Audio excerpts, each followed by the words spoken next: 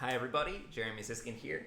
I am the author of these legendary books, Jazz Piano Fundamentals and Playing Solo Jazz Piano. If I say they're legendary over and over again, it's going to become true. That's my prediction. That's where I'm coming from. And today I want to talk about backphrasing. I've been working with this concept with a couple students, and it can be a real difference maker for how you might play your melodies, especially for ballads, but for really any kind of a tune.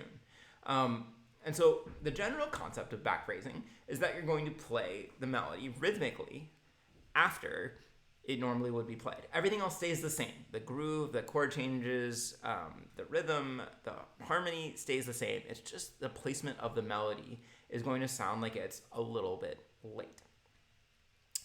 Different musicians, and certainly both instrumentalists and singers, do backphrase, and different musicians will backphrase different amounts. I think the vocalist Betty Carter is one musician really known for stretching backphrasing just about as far as it will go. But I would say the most typical backphrasing that I'm hearing is kind of 2 or 3 beats after it was originally supposed to come in. And so I've come up with this idea to show you using not a jazz piece, but instead this very famous Chopin Nocturne. This is Opus 9, number 2. I don't know a lot of opus numbers offhand, but this one's so popular that I do know this one. So I'm sure you've heard it. The first measure would go.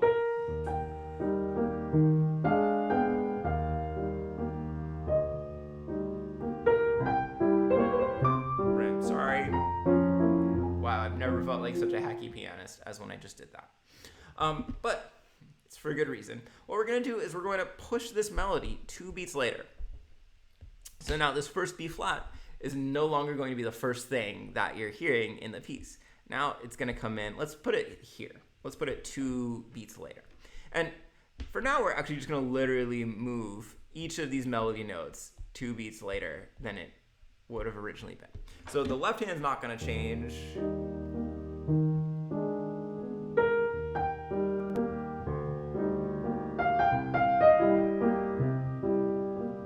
Okay, so you could hear that it kind of became dissonant there, right? Because we had an E flat versus the E natural. But listen one more time, just for making a point.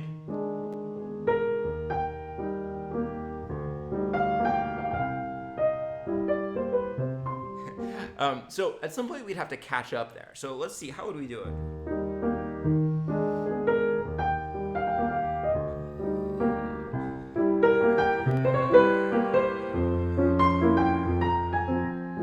Okay, so what I want you to gain from this is, first of all, to see how the left hand is staying exactly the same and then the right hand placement is moving over it. But also to know that it's not always going to work cleanly. You can't always just say, I'm going to put it 2 beats later. There, I had to wrap up my phrase a little bit earlier because I didn't want that conflict of the E flat in the melody versus the C in the chord. So listen one more time to how I'm going to resolve that phrase earlier. So, starting with the left hand.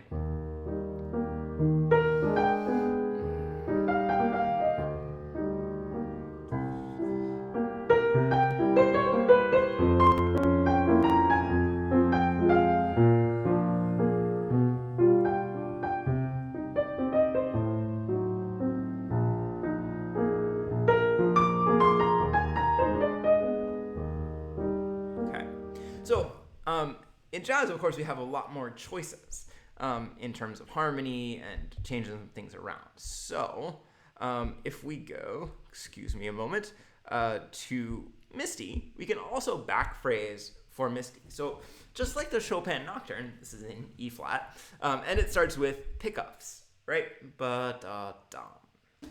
So instead of doing those pickups, one option, if I'm playing this, especially solo piano, is I'm going to start with the chords.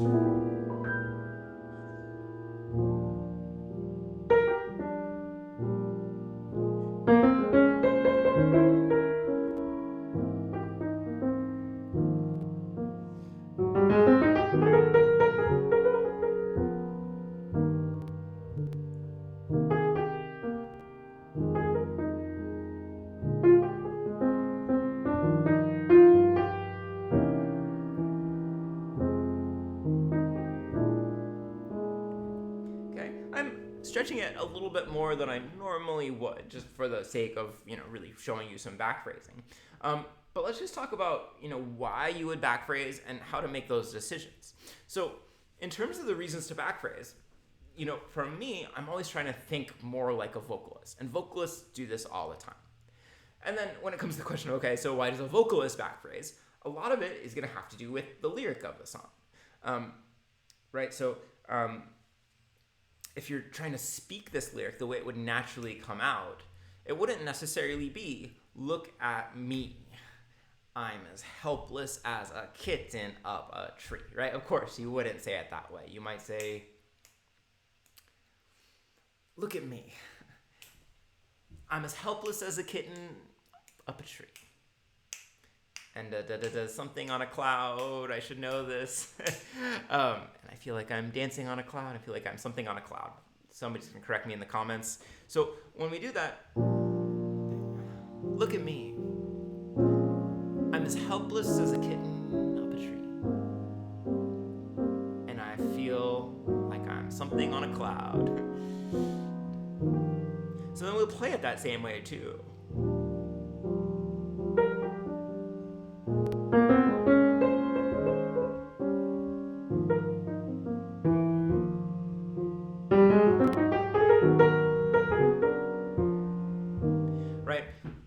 About jazz singing and any kind of jazz performance is that we want it to be very much like speaking to somebody.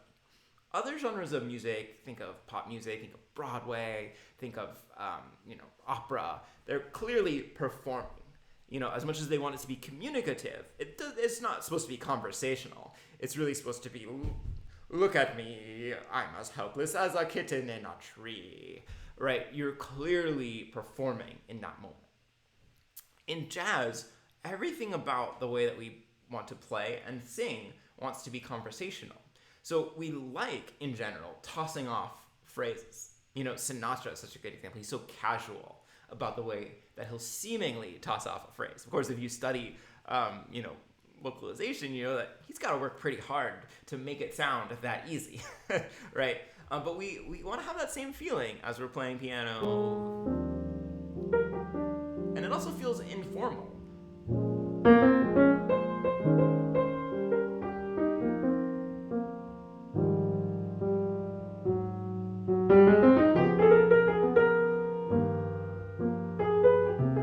Sorry about the wrong note.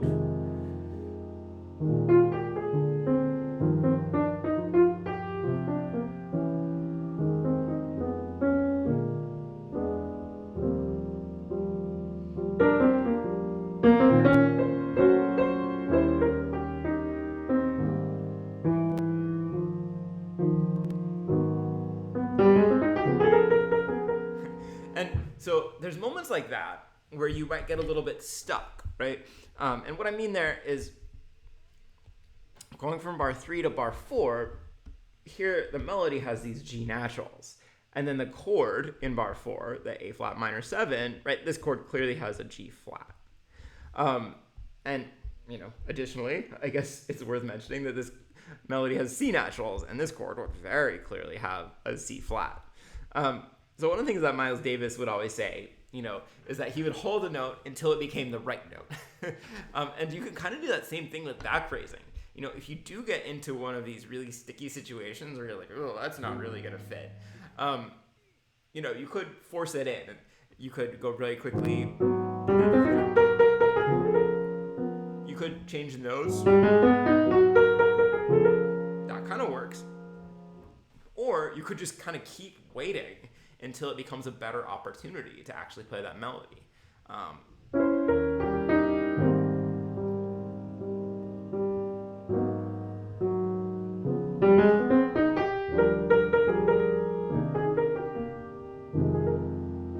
That didn't work perfectly because we still have this conflict.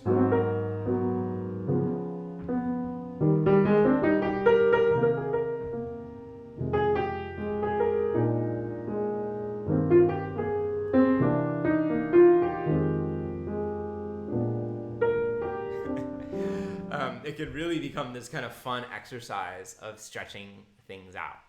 Now, some of you might be wondering, inquiring minds often want to know if there's such a thing as backphrasing. Is there such a thing as forward phrasing? And the answer is yeah, but it's not really quite as common or as useful, right? In jazz, we're generally trying to sound cool, hip, relaxed, even at fast tempos. And the backphrasing adds to that sense of cool and relaxation. Whereas forward phrasing often kind of does the opposite. It maybe makes it feel a little bit disoriented or a little bit nervous or a little bit anxious. And while that completely matches my personality type, that's not usually what I want to try. If I'm presenting a song like Misty, of course you don't want to seem overly anxious. You want to sound relaxed. Look at me. I'm as helpless as a kitten in a tree. So I will show you what forward phrasing does sound like, though, and I think there are some times when you can use it effectively.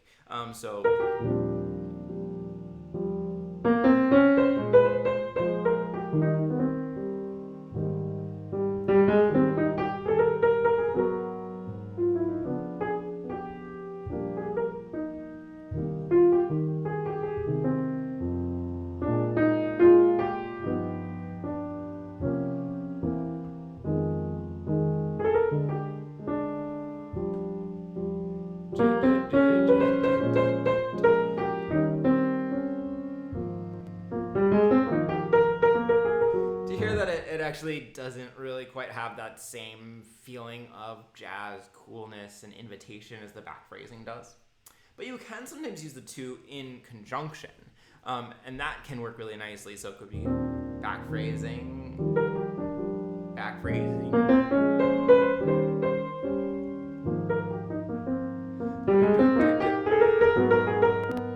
right? And one thing that's worth noting is that singers think a lot about where they could maybe connect two of these phrases. So, generally I think phrase, phrase, phrase, phrase. Look at me, that's one phrase. That's a second phrase. That's a third phrase that kind of leads into... And if you combine some back phrasing and some forward phrasing, you can create interesting connections.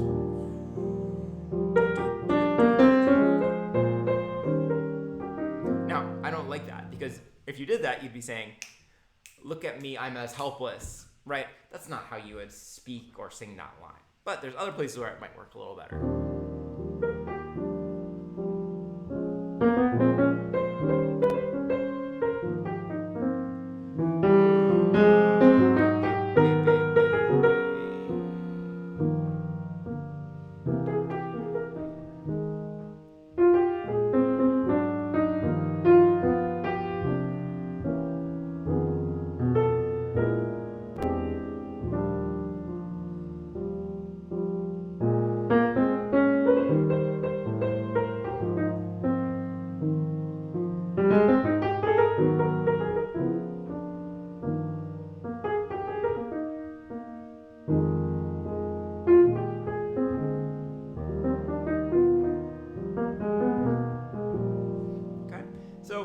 Playing with it probably more than I actually would, just in order to demonstrate. But I think, if you're trying to be more expressive with your ballads, it's not necessarily all about making more chords or making more rich chords. But let me maybe finish by saying it's not all about ballads. It can be for medium tempo or even faster tunes too. If we're playing It Could Happen to You, usually if we were playing your melody right in time, it'd be a 1, 2, 3.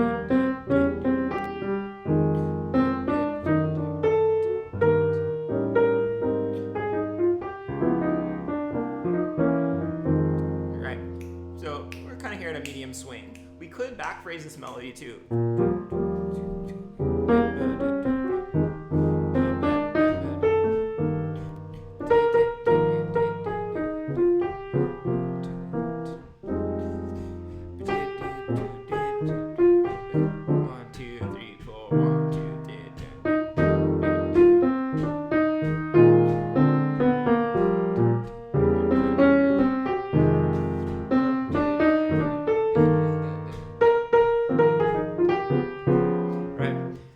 Again, I'm overdoing it. I might only choose to backphrase one or two phrases and then kind of have things snap back.